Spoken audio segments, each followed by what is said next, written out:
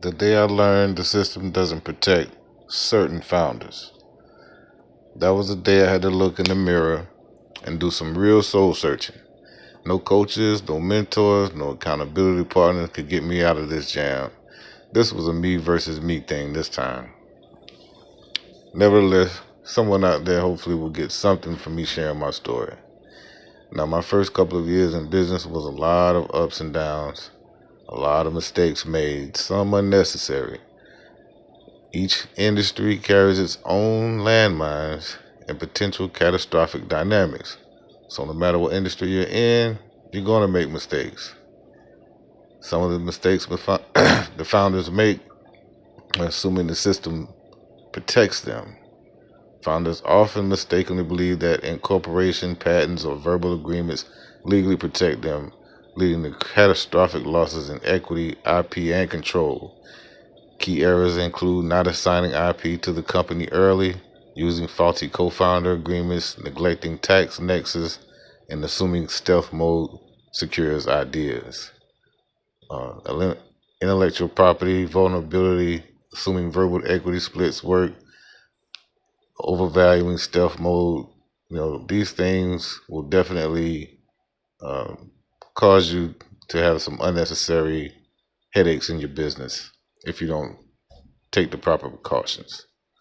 To avoid these, founders must actively protect their assets through explicit written legal structures from the very beginning. Let me know in the comments which ones I missed, because this is truly just the beginning of the list. So I want to ask you guys a favor.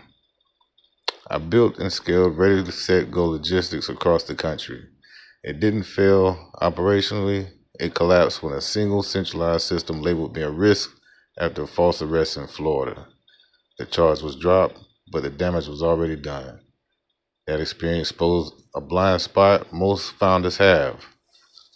We're taught how to grow, not how to survive system failure. So I'm now rebuilding in public by turning that insight into a media-first platform focused on anti-fragile business design, branding, sales, fintech, crypto, and founder-controlled infrastructure. The opportunity isn't content, it's trust. This becomes advisory, education, community, and eventually software and partnerships for founders who want resilience, not dependency. I'm raising capital to accelerate distribution, productize the insights, and build the platform while I relaunch the business. I've lived the problem, now I'm building the solution.